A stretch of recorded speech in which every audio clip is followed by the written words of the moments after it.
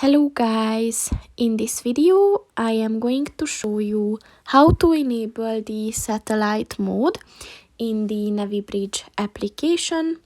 But first I just want to mention, don't forget to subscribe to my channel, because at 10,000 subscribers I am going to show you my whole YouTube revenue statistics and growth strategy, as well as how to make money online. Let's jump into it.